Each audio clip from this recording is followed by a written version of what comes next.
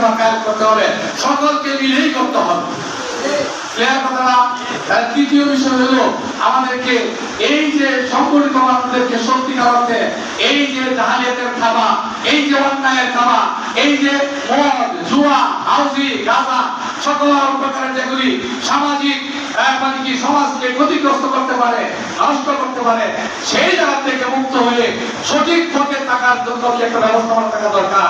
সেগুলো প্রশিক্ষণের মাধ্যমে যোগ্য, প্রাপ্য, দক্ষ লোক তৈরি করা, যে ওয়ার্ডের মেম্বারি করলেও তিনি দক্ষতা, যোগ্যতা সহিত সে মানুষ পরিচালনা করতে পারে, রাষ্ট্রের মধ্যে যদি বসে সেই রাষ্ট্রকেও সুন্দর করে পরিচালনা করতে পারে, এই ধরনের একটা প্রশিক্ষণের ব্যবস্থা থাকা দরকার। কি বলে? এই হলো তৃতীয় বিষয়। চতুর্থ বিষয় হলো সমাজ সেবার মাধ্যমে এই প্রশিক্ষণ ব্যবস্থাটাকে একটা শক্তিশালী ব্যবস্থায় পরিণত করা। সেই সমাজ সেবা কি? আমি কোরআনের আয়াতে বলছিলাম, ওয়াতাল মালা আলা হুব্বিহি যাবিল কুরবা ওয়াল ইয়াতামা ওয়াল মাসাকিন ওয়া ইবনাস সাবিল ওয়াস-সাইলি ওয়া বির রিকাব ওয়া আকামাস সালাহ ওয়া আতাজ যাকাত। তাহলে প্রথম কাজ কি? ওই আয়াতের ব্যাখ্যায়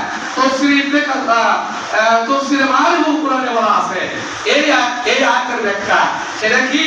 যে এলাকাতে ইসলামী ব্যবস্থাপনা নাই সেই এলাকায় ইসলামী ব্যবস্থা তৈরি করার জন্য খরচ করা ফরজ। যাকাতের আগের বড় আমি বলছি কিন্তু আল্লাহর মহব্বতে তুমি নিকট আত্মীয় স্বজন, গরিব, মিসকিন, অসহায়, এতিম সবাইকে দান করবা। এরপর আল্লাহ করবো যে কি ওয়াকামাস সালাহ ওয়া আতাজ যাকাত, নামাজ কায়েম করে যাকাত দিবে। যাকাতের আগে আরেকটা ফরজ রয়েছে।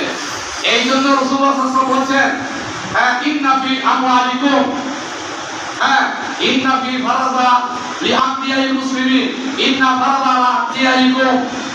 আল্লাহ ধনী মানুষদের উপর ফরজ করে দিয়েছেন সেই সেবা যাকাত ব্যতীত।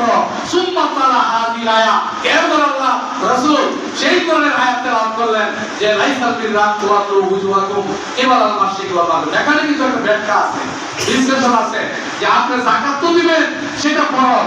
যাকাত দেওয়ার আগেও একটা ফরজ আছে। অসহায় মানুষ যদি সেখানে খাদ্য না পায়, খাবার না পায়, সেখানে যাকাত ব্যতীতই আপনার কিছু দান করা ফরজ আছে। তাহলে এই ব্যবস্থাপনা কি করতে হবে? কায়েম করতে হবে। এরপরে পঞ্চম ব্যবস্থাপনা হলো যে আইন ছাড়া কখনো কিছু করা যায় না। আইন ছাড়া কখনো কিছু করা যায় না। দেখতে আছি আমরা, আইন করলেই হয় না যদি আইনের প্রয়োগ না করা যায়। তাহলে আইনের দুইটা ব্যবস্থাপনা আছে, একটা হলো আইন করতে হবে, আর একটা হলো আইন প্রয়োগ করতে হবে। কোরআন এবং সুন্নাহ ভিত্তিক আইন